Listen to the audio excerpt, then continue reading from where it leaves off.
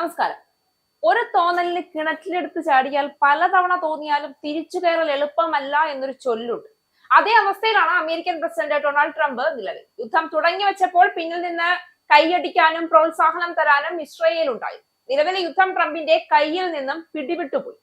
അവസാനിപ്പിക്കാൻ ഞാൻ തയ്യാറാണ് എന്ന് ട്രംപ് പറഞ്ഞിട്ട് കൊതി തീർത്തിട്ട് പോയാൽ മതി എന്ന് ഇറാൻ കടുംപിടുത്തം പിടിക്കുന്നതോടെ ആകെപ്പെട്ട അവസ്ഥയിലാണ് നിലവിൽ ട്രംപ് എന്ന് വേണം പറയാൻ. അമേരിക്ക ഇറാൻ സംഘർഷം വീണ്ടും കനക്കുന്നതിനിടെ പശ്ചാത്തലത്തിൽ ഉയരുന്ന ഭീഷണികളും രാഷ്ട്രീയ നീക്കങ്ങളും ആഗോളതലത്തിൽ വലിയ ആശങ്കകൾ സൃഷ്ടിക്കുകയാണ്. ഇറാന്റെ മുൻ IRGC കമാൻഡറും സൈനിക ഉപദേഷ്ടാവുമായ മുഹസിൻ റസായി നടത്തിയ പുതിയ മുന്നറിയിപ്പ് ഈ സംഘർഷത്തിന്റെ ഗൗരവം കൂടുതൽ ഉയർത്തുന്നുണ്ട്.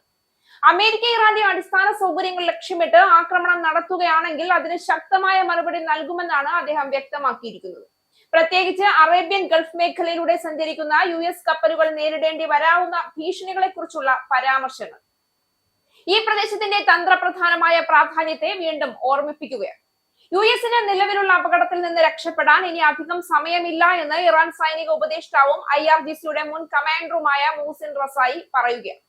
ട്രംപ് ഭീഷണിപ്പെടുത്തിയതുപോലെ ഇറാന്റെ അടിസ്ഥാന സൗകര്യങ്ങൾക്ക് നേരെ ആക്രമണം നടത്തിയാൽ അമേരിക്കയുടെ ശക്തി ഇല്ലാതാക്കുമെന്നും അറേബ്യൻ ഗൾഫ് വഴിയുള്ള US കപ്പലുകൾ മുക്കുമെന്നും അദ്ദേഹം അവസാന ഭീഷണി മുഴക്കിക്കഴിഞ്ഞു. സ്റ്റേറ്റ് ടെലിവിഷന് ചൊവ്വാഴ്ച നൽകിയ അഭിമുഖത്തിലായിരുന്നു ഇറാൻ സൈനികോപദേഷ്ടാവിന്റെ ഈ ഭീഷണി. US-നെ രക്ഷിക്കാനുള്ള അവസാന സമയപരിധി അടുത്തുകൊണ്ടിരിക്കുകയാണ്. ഈ അപകടത്തിൽ നിന്ന് രക്ഷപ്പെടാൻ ഇനി ട്രംപിന് അധിക സമയമില്ല എന്ന് മുഹസിൻ റസായി അഭിമുഖത്തിൽ വ്യക്തമായി പറഞ്ഞതായി ഇറാൻ മാധ്യമങ്ങൾ റിപ്പോർട്ട് ചെയ്തു. ഇറാന്റെ അടിസ്ഥാന സൗകര്യങ്ങൾക്ക് മേൽ ആക്രമണം അഴിച്ചുവിട്ടാൽ ഞങ്ങളുടെ പ്രതികരണം കണ്ണിനു പകരം കണ്ണ് എന്ന രീതിയിലായിരിക്കില്ല എന്നും കണ്ണിനു പകരം തല എന്ന രീതിയിലായിരിക്കുമെന്നും നിങ്ങളെ ഞങ്ങൾ ക്ഷയിപ്പിക്കുകയും കപ്പലുകൾ മുക്കിക്കളയുകയും ചെയ്യുമെന്നും മുഹസിൻ റസായി പറഞ്ഞതായി റിപ്പോർട്ടിൽ പറയുന്നുണ്ട്. ഗ്രേറ്റർ ഇസ്രായേൽ എന്ന സ്വപ്നം മുന്നിൽ കണ്ട് ട്രംപ് ഭരണകൂടത്തെ ഇസ്രായേൽ യുദ്ധത്തിലേക്ക് വലിച്ചിഴച്ചു. എന്നാൽ ഇപ്പോൾ US കമാൻഡർമാർക്കും ഇസ്രായേലിനും ഇടയിൽ ട്രംപ് ആശയക്കുഴപ്പത്തിലാണെന്ന് മുഹസിൻ റസായി പറഞ്ഞു. യുദ്ധം നിയമവിരുദ്ധമെന്ന് പറഞ്ഞ അദ്ദേഹം എല്ലാ ഉപരോധങ്ങൾ പിൻവലിക്കും വരെയും നാശനഷ്ടങ്ങൾക്ക് നഷ്ടപരിഹാരം നൽകുന്നത് വരെയും ഇറാനെതിരെ ആക്രമണം ആവർത്തിക്കില്ല എന്ന് അന്താരാഷ്ട്ര നിയമപരമായ ഉറപ്പ് ലഭിക്കുന്നത് വരെയും ഇറാനിലെ യുദ്ധം അവസാനിക്കില്ല എന്നും കൂട്ടിച്ചേർത്തു. അതേസമയം മിഡിൽ ഈസ്റ്റിലെ ശത്രുത പൂർണ്ണമായും പരിഹരിക്കുന്നതിനെ കുറിച്ച് US-ഉം ഇറാനും വളരെ നല്ലതും ഫലപ്രദവുമായ ചർച്ചകൾ നടത്തിയെന്ന് ട്രംപ് സോഷ്യൽ മീഡിയയിൽ കുറിച്ചുവെങ്കിലും അത്തരം ചർച്ചകളൊന്നും നടന്നിട്ടില്ല എന്ന് വ്യക്തമാക്കി ഇറാൻ രംഗത്തെത്തിയിരുന്നു. ഇതിനൊപ്പം ഈ സംഘർഷത്തിൽ അമേരിക്കയുടെ നീക്കങ്ങൾക്ക് പിന്നിൽ നയിക്കുന്നത് ഇസ്രായേൽ പ്രധാനമന്ത്രി ബെഞ്ചമിൻ നെതന്യാഹു ആണോ എന്ന സംശയങ്ങൾ ഉയരുകയാണ്. പ്രസിഡന്റ് ഡൊണാൾഡ് ട്രംപ് ഇസ്രായേലിന്റെ നിലപാടുകളോട് കൂടുതൽ അടുപ്പം പുലർത്തിയിരുന്നുവെന്ന വിലയിരുത്തലുകൾക്കിടയിൽ അദ്ദേഹത്തിന്റെ തീരുമാനങ്ങൾ അമേരിക്കയെ ഒരു ദീർഘകാല സൈനിക സംഘർഷത്തിലേക്ക് നയിച്ചിരിക്കാമെന്ന വിമർശനങ്ങളും ശക്തമാണ്. നെതന്യാഹുവിന്റെ വാക്കുകേട്ട് യുദ്ധത്തിലിറങ്ങിയ ട്രംപ് ഇപ്പോൾ പെട്ടു എന്ന തരത്തിലുള്ള രാഷ്ട്രീയ നിരീക്ഷണങ്ങൾ ഈ സാഹചര്യത്തിൽ കൂടുതൽ ശ്രദ്ധ നേടുകയാണ്. യുദ്ധം ദീർഘകാലം നീണ്ടുപോയാൽ അമേരിക്ക നേരിടേണ്ടി വരാവുന്ന പ്രശ്നങ്ങൾ വളരെ വ്യാപകമാണ്.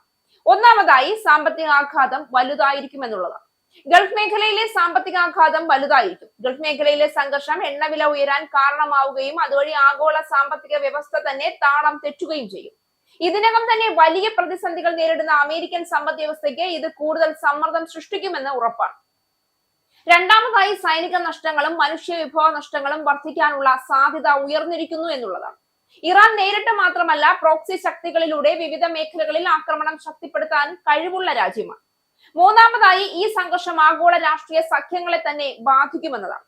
റഷ്യ, ചൈന തുടങ്ങിയ രാജ്യങ്ങൾ ഇറാനെ പിന്തുണയ്ക്കുന്ന നിലപാടുകൾ സ്വീകരിച്ചാൽ ഇത് വലിയ ശക്തികളുടെ നേരിട്ടുള്ള ഏറ്റുമുട്ടലിലേക്ക് വഴിവെക്കാവുന്ന സാധ്യതയും മുന്നിലുണ്ട്. അത്തരമൊരു സാഹചര്യത്തിൽ അമേരിക്കയ്ക്ക് മാത്രമല്ല ലോകത്തിനാകെ ഗുരുതരമായ പ്രത്യാഘാതങ്ങൾ നേരിടേണ്ടി വരും. കൂടാതെ ആഭ്യന്തര രാഷ്ട്രീയ പ്രതിസന്ധിയും അമേരിക്കയെ ബാധിക്കും. ദീർഘകാല യുദ്ധം പൊതുജന പിന്തുണ കുറയ്ക്കുകയും ഭരണകൂടത്തിന്റെ വിശ്വാസ്യതയെ പോലും ചോദ്യം ചെയ്യപ്പെടുകയും ചെയ്യാനിടയാക്കും. ചരിത്രം വ്യക്തമാക്കുന്നത് പോലെ വിദേശ യുദ്ധങ്ങൾ പലപ്പോഴും ആഭ്യന്തര അസന്തോഷത്തിന് കാരണമാകാറുണ്ട്. ഇതെല്ലാം കൂടി പരിഗണിക്കുമ്പോൾ ഇറാനുമായുള്ള സംഘർഷം ഒരു പരിമിത സൈനിക നീക്കത്തിൽ ഒതുങ്ങാതെ ദീർഘകാല യുദ്ധമായി മാറുകയാണെങ്കിൽ അമേരിക്കയ്ക്ക് അത് തന്ത്രപരമായും സാമ്പത്തികമായും രാഷ്ട്രീയമായും വലിയ വെല്ലുവിളികൾ ഉണ്ടാക്കുമെന്ന് വ്യക്തമാണ്.